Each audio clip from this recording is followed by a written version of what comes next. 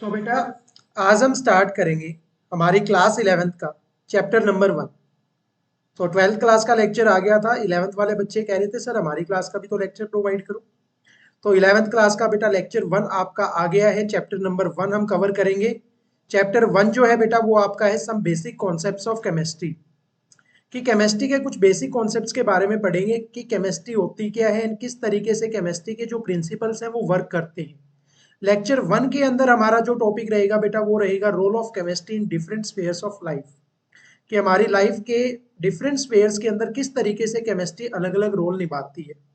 जैसे आपने देखा होगा आपके घर में जो आपके फादर हैं वो आपके लिए एक फादर हैं, जबकि आपके ग्रैंडफादर के लिए वो एक सन का रोल निभाते हैं, आपकी वाइफ के लिए एक हस्बैंड का रोल निभाते हैं। इसी तरीके से केमिस्ट्री भी अलग अलग स्फेयर्स के अंदर अलग अलग रोल निभाती है।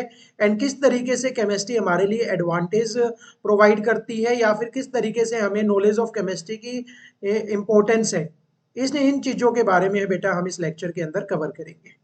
तो स्टार्ट करते हैं हमारे लेक्चर को। तो सबसे पहला जो क्वेश्चन आएगा बेटा that is what is chemistry. कि सर ये केमिस्ट्री है क्या।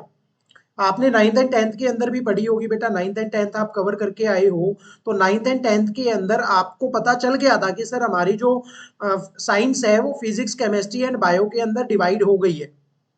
तो वहां भी हमने केमिस्ट्री की डेफिनेशन के बारे में पढ़ा था, लेकिन वहां पे सर इतने अच्छे तरीके से क्लियर नहीं हो पाया या फिर केमिस्ट्री जो है वो उसको आगे कैसे इलेबोरेट करेंगे ये चीजें हम नहीं समझ पाए। तो ये बेटा केमिस्ट्री की जो बिल्कुल प्रॉपर फील्ड जो है वो यहाँ से आपकी स्टार्ट होगी, जिसके अंदर सबसे पहला क्वेश्चन जो है वो हम कवर करेंगे that is what is chemistry. तो केमिस्ट्री क्या होती है। Chemistry is the science of atoms molecules and their transformations. तो केमिस्ट्री क्या है बेटा। अच्छा सर हमने ना एक फंडामेंटल डेफिनेशन भी पढ़ी हुई है, उसके बारे में बेटा आगे बात करेंगे। वो भी हम it is a branch of science वो सारा कुछ आगे आएगा। तो बेसिकली केमिस्ट्री क्या होती है, ये एक science of atoms molecules and their transformations है। कि केमिस्ट्री वो साइंस है जिसके अंदर हम एटम्स के बारे में पढ़ते हैं। एटम्स आप सभी को पता है कि ये मेरे पास क्या है, एक बहुत बड़ा सब्सटेंस है। इसको मैंने तोड़ दिया 2 पार्ट्स के अंदर, इसको मैंने फिर से तोड़ दिया 4 पार्ट्स के अंदर। इस तरीके से अगर मैं इसको ब्रेक डाउन करता चला जाऊंगा तो सबसे छोटे वाला पार्टिकल आएगा that is known as atom. कि जो बिल्कुल इंडिविजुअल पार्टिकल है जिसको हम आगे डिवाइड नहीं कर सकते हैं, उस पार्टिकल को हम क्या बोलते हैं बेटा, एटम बोलते हैं। और अगर इन एटम को हम कंबाइन कर देंगे तो मॉलिक्यूल्स बन जाएंगे। अगर हम इन मॉलिक्यूल्स को आगे कंबाइन करेंगे तो कोई और चीज बन जाएगी। दैट मीन्स हम ट्रांसफॉर्म कर रहे हैं एटम्स को मॉलिक्यूल्स में या मॉलिक्यूल्स को किसी और चीज के अंदर। तो एटम्स की और मॉलिक्यूल्स की और उनके ट्रांसफॉर्मेशंस की साइंस को हम क्या बोलते हैं बेटा, केमिस्ट्री बोलते हैं। So that's all about the chemistry and this is the basic definition। अगर हम बात करें इसकी फंडामेंटल डेफिनेशन की तो वो बेटा हम कवर करने वाले हैं। यहाँ पे मैंने आपको एग्जांपल दे रखा है पेंट का। पेंट में आप देखोगे आपके पास क्या है, एक रेड कलर का पेंट है, एक ऑरेंज कलर का पेंट है। दोनों को मिला दूंगा तो एक न्यू सब्सटेंस क्रिएट हो जाएगा। That is a example of transformation. कि आपने रेड कलर के एटम्स को ऑरेंज कलर के एटम्स के अंदर मिक्स किया तो एक नया टाइप का सब्सटेंस फॉर्म हो गया। दैट मीन्स आपने ट्रांसफॉर्मेशन करी है किसकी, एटम्स या मॉलिक्यूल्स की। तो इसी को हम क्या बोलते हैं बेटा, केमिस्ट्री बोलते हैं। अब आगे बात करेंगे बेटा बर्निंग ऑफ पेपर। आपने पेपर देखा होगा कि पेपर को अगर हम जला देते हैं तो वो पेपर तो नहीं रहता, एक नई आइडेंटिटी बन जाती है। तो वो नई आइडेंटिटी जो बनी है वो भी आपके पास क्या है बेटा, अलग तरीके से ट्रांसफॉर्म होकर एक नए एटम्स एंड मॉलिक्यूल्स के अंदर कन्वर्ट हो गई है। तो that is also a transformation of atoms and molecules which deals with the help of chemistry.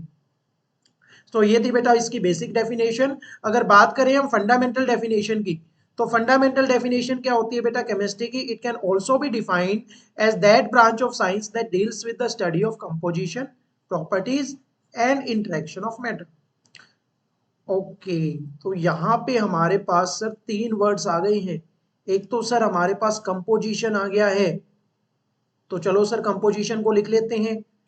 And एक सर हमारे पास प्रॉपर्टीज आ गई हैं। प्रॉपर्टीज कैसे सर, एंड एक जो आपके पास बड़ा सा भारी भरकम वर्ड आया है that is interaction of matter. तो इंटरेक्शन का क्या मतलब है सर, तो कंपोजिशन का मतलब जो होता है बेटा, वो कंपोजिशन का मतलब होता है अरेंजमेंट। क्या होता है सर, अरेंजमेंट।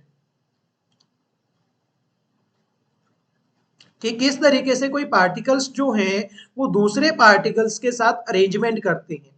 फॉर एग्जाम्पल अगर मैं हाइड्रोजन का एटम लूं, ये हाइड्रोजन के साथ अरेंज होगा तो ये आपके पास एक मॉलिक्यूल बना लेगा H2 का। लेकिन अगर मैं हाइड्रोजन के एटम को ऑक्सीजन के एटम के साथ अरेंज करूंगा तो हाइड्रोजन की फॉर्मेशन नहीं होगी। तो किस तरीके से क्या कंपोजिशन होती है, ये बहुत अच्छे से डिपेंडेंट रहना चाहिए कि सर इस कंपोजिशन से हमें इस कंपाउंड को बनाना है। So that's all about the dependency of arrangement. After that हमारे पास एक और पॉइंट आ रहा है sir, that is properties. Properties का क्या मतलब है? तो प्रॉपर्टीज का क्या मतलब है बेटा, आप सभी ने देखा होगा अगर पार्टिकल्स बिल्कुल पास पास अरेंज कर दिए गए हैं, कि कंपोजिशन तो समझ में आ गया सर कि इतने परसेंटेज ये ए लेना है, इतने परसेंटेज बी लेना है, इतना परसेंटेज के सी लेना है, तीनों एक दूसरे के ऊपर डिपेंड करते हैं, डिपेंडेंट क्वांटिटी है, डिपेंडेंट अरेंजमेंट है। प्रॉपर्टीज में से हम क्या समझते हैं?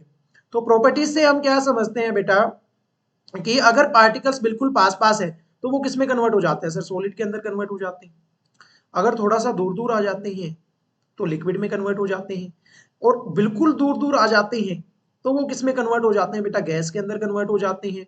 एंड इन तीन स्टेट के हिसाब से इनकी प्रॉपर्टीज क्या करती है बेटा? चेंज करती है, वेरी करती है। फॉर एग्जांपल अगर आप बात करो गैस की, तो गैस के ऊपर हम प्रेशर ऑब्टेन कर सकते हैं, सॉलिड के ऊपर प्रेशर इतना ऑब्टेन नहीं होता है। लिक्विड की बात करें, लिक्विड को हम कंप्रेस कर सकते हैं, गैस को कंप्रेस कर सकते हैं, सॉलिड को कंप्रेस नहीं कर सकते।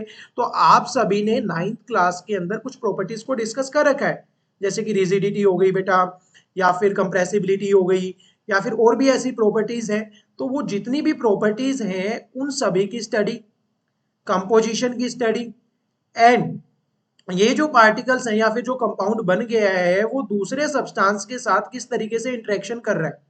फॉर एग्जाम्पल आप बात करोगे कि यहाँ पे हमने पानी के अंदर मिल्क मिलाया तो वो उसके अंदर डिजोल्व हो जाता है, लेकिन अगर मैं पानी के अंदर, अगर मैं H2O के अंदर ऑयल को मिक्स करूंगा तो वो डिजोल्व नहीं होगा। तो इसके साथ तो इसका इंटरेक्शन क्या है बेटा? रिपल्सिव है कि ये नहीं सर इंटरेक्शन तो नहीं हो रहा है, लेकिन इसके साथ इंटरेक्शन अच्छा है, मिल के साथ अच्छा इस तरीके से इंटरेक्शन कर रहा है। तो किस तरीके से किसी पार्टिकल्स की अरेंजमेंट है, किस तरीके से उसकी प्रॉपर्टीज वेरी कर रही है, एंड किस तरीके से वो बाकी पार्टिकल्स के साथ इंटरेक्शन कर रहा है, इन तीन चीजों के ऊपर डिपेंड करने वाली जो स्टडी है, ये स्टडी जो होती है बेटा साइंस की, ये कौन सी ब्रांच में आती है? केमिस्ट्री की ब्रांच में आती है। तो सर इसमें हमारा क्या रोल है, हमारे पास हमें क्या यूज है केमिस्ट्री का? तो हमें जो यूज है बेटा केमिस्ट्री का वो अब हम आगे पढ़ेंगे कि क्यों जो नॉलेज ऑफ केमिस्ट्री है वो आपके लिए बहुत ज्यादा इंपॉर्टेंट है। तो नेक्स्ट जो हमारा पॉइंट है बेटा, that is knowledge of chemistry helps us to know, कि केमिस्ट्री की जो नॉलेज है वो हमें क्या क्या जानने के लिए हेल्प करती है। तो the properties of different substances like diamond, coal, plastics etcetera, कि आपके पास एक तो क्या है? सॉलिड है, एक आपके पास सॉलिड ही है लेकिन डायमंड से डायमंड जैसा तो नहीं है, दोनों की प्रॉपर्टीज डिफरेंट है। प्लास्टिक की प्रॉपर्टी और भी डिफरेंट है। तो इन सभी सब्सटेंसेस की अलग अलग प्रॉपर्टीज को जानने के लिए हमें किसकी नॉलेज होनी चाहिए सर? केमिस्ट्री की नॉलेज होनी चाहिए। तो ये आपके पास डायमंड रहा बेटा, एंड ये आपके पास प्लास्टिक की बोटल्स रही। Then we have second point, in preparation of soaps like liquid और पाउडर। तो आप सभी ने आपके घर के अंदर सोप तो देखी ही होगी, बिल्कुल देखी है सर, ऑब्वियस सी बात है, सोप भी नहीं देखेंगे क्या? हाँ सर सोप हमने देखी है, नहाते टाइम भी देखी है, हैंड वॉश की जगह भी कई बार रखी होती है। तो जितने भी सोप्स हैं, या फिर लिक्विड के अंदर हो गया, चाहे पाउडर के अंदर हो गया, या फिर सॉलिड फॉर्म के अंदर हो गया, इन सभी की आपको प्रिपरेशन तो करनी होती होगी ना। बिना प्रिपेयर किए तो आप यूज नहीं कर सकते, इनको प्रिपेयर करेंगे, उसके बाद पैकेट में डालेंगे, फिर बढ़िया सी कंपनी का टैग लगाएंगे, फिर आपके घर में पहुंचाएंगे, तब आप यूज करोगे। तो प्रिपेयर करने के लिए हमें नॉलेज होनी चाहिए, किस चीज की नॉलेज होनी चाहिए सर? केमिस्ट्री की, क्योंकि अलग अलग टाइप के एटम्स एंड मॉलिक्यूल्स को मिला के हम क्या बनाते हैं बेटा? सोप्स की फॉर्मेशन करते हैं। So that's also use of chemistry. Then we have the fabrics. Fabrics क्या होते हैं सर? कपड़े, कपड़ा हो गया, जैसे फैब्रिक हो गया। तो जो कपड़े हम पहनते हैं, प्लास्टिक के टॉय हम यूज करते हैं, पेपर हो गया, पेंसिल हो गया, इरेजर हो गया, शुगर क्यूब्स हो गई, पेट्रोल हो गया, डीजल हो गया, इतनी सारी चीजें हैं। इन सभी को बनाने के लिए किसका यूज होता है? केमिस्ट्री का यूज होता है। प्लास्टिक टॉयज को बनाने के लिए केमिस्ट्री का यूज होता है, पेपर को बनाने के लिए केमिस्ट्री का यूज होता है, पेट्रोल एंड डीजल को प्यूरिफाई करने के लिए भी केमिस्ट्री का यूज किया जाता है बेटा। तो इन सभी फील्ड्स के अंदर केमिस्ट्री का बहुत इंपॉर्टेंट रोल है। आप सभी को पता है, कुछ फेनोमिनास के बारे में आप सभी जानते हैं, लेकिन उसके अंदर केमिस्ट्री किस तरीके से रोल निभा रही है, ये जानना ज्यादा इंपॉर्टेंट है। एंड इसी के ऊपर हम बात करेंगे आज की क्लास में। उसके बाद बेटा जो नेक्स्ट पॉइंट है that is answers to questions regarding how many atoms और molecules are there in a given mass of matter. मैं कहता हूं कि आप यहाँ पे खड़े हो, ये मैं आपका चेहरा बना देता हूँ जो भी आप वीडियो देख रहे हैं। नहीं सर हमारा चेहरा क्यों बना रहे, लेट कोई भी इंसान है, तो इस इंसान के अंदर कितने एटम्स प्रेजेंट हैं एंड कितने मॉलिक्यूल्स प्रेजेंट हैं, या फिर कोई भी सब्सटेंस है उसके अंदर कितने एटम्स एंड मॉलिक्यूल्स प्रेजेंट है, ऐसे देख के तो नहीं बता सकते ना कि ये 50 किलो का लग रहा है तो 50 किलो का लग रहा है तो इतने एटम्स एंड मॉलिक्यूल्स होने चाहिए। नहीं सर, इसको जानने के लिए हमें बिल्कुल साइंटिफिक डाटा चाहिएगा, जो कहाँ से आएगा सर, केमिस्ट्री से आएगा। तो answer to questions regarding how many atoms और molecules are there in a given mass of matter, किसी मैटर के गिवन मास के अंदर कितने एटम्स एंड मॉलिक्यूल्स प्रेजेंट है, इस चीज के क्वेश्चन को आंसर करने के लिए किसकी यूज चाहिए, हमें केमिस्ट्री का यूज चाहिए बेटे। देन वी हैव, तो ये आपके पास सारे सब्सटेंसेस है जिसके अंदर केमिस्ट्री यूज होती है, और भी लिख सकता था लेकिन और हमारे पास स्पेस नहीं था। तो ये पेपर हो गया, कोल हो गया, डायमंड हो गया, दवाइयाँ हो गई, सीडी हो गई, टाइड हो गया, ये क्या है, हैंड वॉश हो गया, अरे ये कैंपर वाला है, वाटर वाला, इसके अंदर वाटर स्टोर करते हैं। ये प्लास्टिक टॉयज हो गए, सिलेंडर हो गया, डीजल हो गया, पॉलिथीन हो गया, सोप हो गया, वाइन होगी, शराब होगी, फायर होगी, कर्टेन्स हो गए, टी होगी, एंड ये शायद सोप है। तो इन सभी चीजों के अंदर क्या यूज हो रही है, केमिस्ट्री। तो बाकी चीजों में नहीं होती क्या सर, बाकी आपके जो भी सब्सटेंसेस बच गए हैं इसके अलावा, उन सब्सटेंसेस को बनाने के लिए, सिंथेसाइज करने के लिए भी किसका यूज करते हैं बेटा, हम केमिस्ट्री का यूज करते हैं। Then we have chemistry helps us to answer the following questions. अभी तक हमने क्वेश्चंस तो देख लिए सर कि नॉलेज क्यों इंपॉर्टेंट है, अब हम देखेंगे कि कौन कौन से क्वेश्चंस का आंसर देती है, कौन, केमिस्ट्री सर, केमिस्ट्री केमिस्ट्री। तो to count the number of atoms molecules in a given mass of matter, ये हम अभी अभी पढ़ के आए हैं कि आपके पास कोई भी गिवन मास ऑफ मैटर है, उसके एटम्स और मॉलिक्यूल्स को काउंट करने के लिए हमें किसका यूज चाहिए, केमिस्ट्री का यूज चाहिए। तो इस क्वेश्चन का आंसर कौन करेगी, केमिस्ट्री करेगी बेटा, फिजिक्स नहीं बता पाएगी कि कितने एटम्स एंड मॉलिक्यूल्स कंबाइन हो रहे हैं, अनटिल एंड अनलेस वो एटॉमिक फिजिक्स हो। Then we have how to see the atoms and molecules. अब हम एटम्स एंड मॉलिक्यूल्स को देखते किस तरीके से है, कैसे देखेंगे एटम्स एंड मॉलिक्यूल्स को, तो एटम्स एंड मॉलिक्यूल्स को देखेंगे कैसे, ये भी कौन बताएगा, केमिस्ट्री बताएगी। देन वी हैव, अच्छा ये एटम्स एंड मॉलिक्यूल्स क्या होते हैं बेटा, तो आप देख रहे हो सभी सेपरेट चीजें जो भी हैं, ये क्या है, एटम्स हैं, एंड अगर मैं कंबाइन कर देता हूं तो it will form a molecule.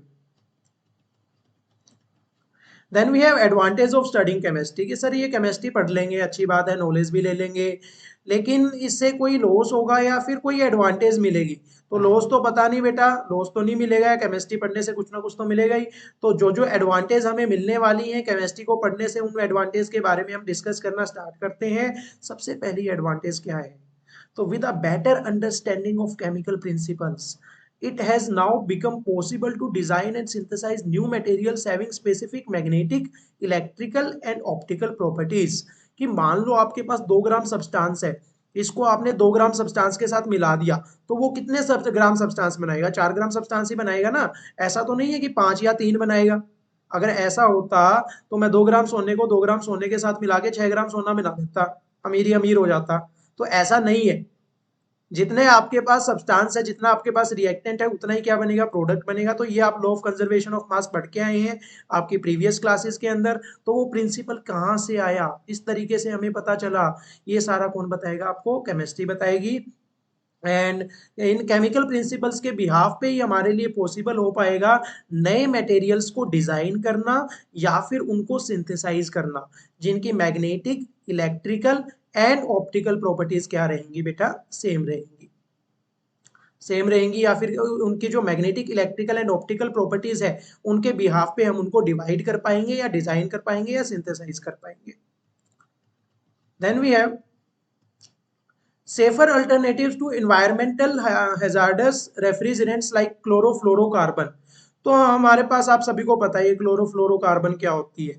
ये प्यारी सी आंटी हैं, ये यहाँ पे बैठी हुई हैं और इनके ऊपर एसी चल रहा है, एसी चल रहा है, बहुत मजा आ रहा है आंटी को, अच्छी अच्छी हवा आ रही है, ठंडे हो गए, बाल भी हिल रहे हैं, बाल हिल रहे हैं, ये हवा लग रही है, अच्छी बात है, लेकिन जैसे ये रूम से बाहर जाएंगी तो ये जो फ्रिज है ये बाहर से गैस छोड़ रहा होगा, क्लोरोफ्लोरोकार्बन,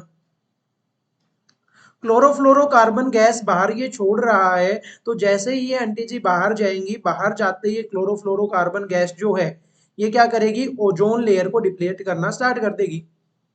आप सभी को पता है ऊपर क्या होता है, सन होता है।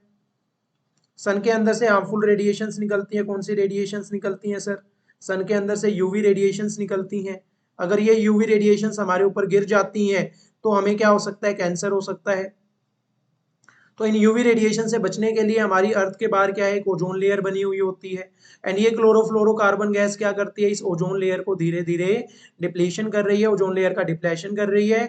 इसीलिए इन यूवी रेडिएशन से बचने के लिए ओजोन लेयर का कवर होना बहुत इंपॉर्टेंट है। लेकिन जितने हम रेफ्रिजरेंट, जितने भी आपके फ्रीज हो गए या फिर जितने भी आपके एयर कंडीशनर्स हो गए, इनके अंदर से ये जो हार्मफुल गैसेस निकल रही हैं ये ऐसा नहीं होने देने पा रही है। इसीलिए इनके जो सेफर अल्टरनेटिव्स हैं, जिससे हमारे इन्वायरमेंट को खतरा ना हो, इसको अगर हमें बनाना है तो हमें किसकी नॉलेज होनी चाहिए, केमिस्ट्री की नॉलेज होनी चाहिए। एंड अगर हम ये बना लेते हैं तो ये हमारे लिए काफ़ी ज़्यादा एडवांटेज के तौर पे काम करेगा कि ओजोन लेयर डिप्लीट हो जाएगी, एसी भी चला सकते हैं और कैंसर भी नहीं होगा, अगर हमें केमिस्ट्री की प्रॉपर नॉलेज है तो। क्लोरोफ्लोरोकार्बन गैस जो होती है बेटा वो रिस्पॉन्सिबल होती है ओजोन डिप्लीशन के लिए in the stratosphere, that is a layer of earth, have been successfully synthesized. और उसको सक्सेसफुली क्या करती है बेटा, हम सिंथेसाइज कर सकते हैं। Then we have problems which can be tackled with the study of chemistry, कि केमिस्ट्री की स्टडी से हम कौन कौन सी प्रॉब्लम्स को टैकल कर सकते हैं। तो सबसे पहली जो प्रॉब्लम है बेटा, जो हमारे लिए मेजर प्रॉब्लम है, जो मैंने आपको अभी अभी बताई भी है, कि जो आपकी ग्रीन हाउस गैसेज है, आप क्या करते हो, व्हीकल चलाते हो, ऑटोमोबाइल्स जो होते हैं या फिर बहुत सी ऐसी चीजें जिससे क्या फैलता है, पोल्यूशन फैलता है। इन पोल्यूशन, ये पोल्यूशन जो होता है इसके अंदर जनरली क्या होती है बेटा, हार्मफुल गैसेज होती हैं, जो अगर हम इनहेल करते हैं तो हमें बहुत ज्यादा हार्म्स हो सकते हैं। तो ये जो ग्रीन हाउस गैसेज होती है, इसकी मैनेजमेंट की जा सकती है with the help of chemistry. That is the first problem that can be tackle with the study of chemistry. और हार्मफुल गैसेज कौन कौन सी सर, जैसे मीथेन होगी बेटा या फिर आपकी कार्बन डाइऑक्साइड होगी। इसके अलावा सेकेंड प्रॉब्लम क्या है, synthesize of new exotic materials are some of the intellectual challenges for the future generation of chemist. कि फ्यूचर जनरेशन के जो केमिस्ट हैं, जो अभी फ्यूचर जनरेशन में बनेंगे, उनके लिए नए एक्सपोर्टिक मटेरियल्स को सिंथेसाइज करना एक इंटेलेक्चुअल चैलेंज है, जिसको वो ले सकते हैं with the help of chemistry. अगर उनको केमिस्ट्री की नॉलेज है तो वो न्यू एक्सपोर्टिक मटेरियल्स को सिंथेसाइज कर पाएंगे, जो हमारे फ्यूचर जनरेशन के केमिस्ट हैं। इसके अलावा जो थर्ड प्रॉब्लम है बेटा, जो टैकल की जा सकती है with the help of chemistry, that is understanding of biochemical processes. कि जो आपकी बायोकेमिकल प्रोसेसेस है, बायोकेमिकल प्रोसेसेस कौन सी होती हैं, जिसके अंदर आपके पास क्या है, कोई सब्सटेंस है, केमिकली सब्सटेंस है, कोई रिएक्टेंट है, कोई केमिकल है, इसको हम कन्वर्ट कर रहे हैं प्रोडक्ट के अंदर, वो भी एक केमिकल है। लेकिन इस रिएक्टेंट को इस प्रोडक्ट के अंदर कन्वर्ट करने के लिए हमें क्या देना पड़ेगा, कोई इंजाइम देना पड़ेगा। वैसे हम कैटलिस्ट का यूज करते हैं। कैटलिस्ट क्या होता है, जो इस रिएक्शन को फास्ट या स्लो करता है और रिएक्टेंट को प्रोडक्ट में कन्वर्ट करता है। लेकिन कई बार हम क्या यूज करते हैं, इंजाइम्स का यूज करते हैं, जो नेचर के अंदर कैसे होते हैं, लिविंग होते हैं। लिविंग वर्ड आ गया तो एक प्यारा सा वर्ड और आ जाएगा, दैट इज बायो। बायोलॉजी मतलब लिविंग सब्सटेंसेस। तो यहाँ पे आपके जो लिविंग एंजाइम्स है, इनकी हेल्प से हम डेड एंजाइम्स या फिर लिविंग एंजाइम्स की हेल्प से हम रिएक्टेंट को किस में कन्वर्ट करते हैं बेटा, प्रोडक्ट के अंदर कन्वर्ट करते हैं। एंड इसको हम तभी कर सकते हैं जब हमारे पास नॉलेज होगी किसकी सर, केमिस्ट्री की। तो that is also a problem that can be tackle with the study of chemistry. ये बायोकेमिकल प्रोसेसेस जितनी भी हैं, उनको यूज करके, यूज ऑफ इंजाइम्स, इंजाइम्स को यूज करके हम लार्ज स्केल के ऊपर प्रोडक्शन कर सकते हैं किसकी, अलग अलग केमिकल्स की, जो हमें रिएक्शन के अंदर बहुत ज्यादा यूज में आते हैं। इंजाइम्स क्या होते हैं बेटा, ये इंजाइम्स हैं आपके वायरसेस हो गए या फिर जो बैक्टीरियाज हो गए, इनको हम इंजाइम्स के तौर पे यूज करते हैं। So that's all about the today's lecture. तो इसके अंदर हमने सबसे पहले क्या कवर किया बेटा, सबसे पहले हमने कवर किया कि केमिस्ट्री क्या है, what is chemistry. What is chemistry के बाद बेटा जो सेकंड चीज हमने कवर करी, वो हमने कवर करी कि नॉलेज ऑफ केमिस्ट्री जो है वो क्या क्या जानने में हमें हेल्प करती है, कि किस लिए नॉलेज इंपॉर्टेंट है।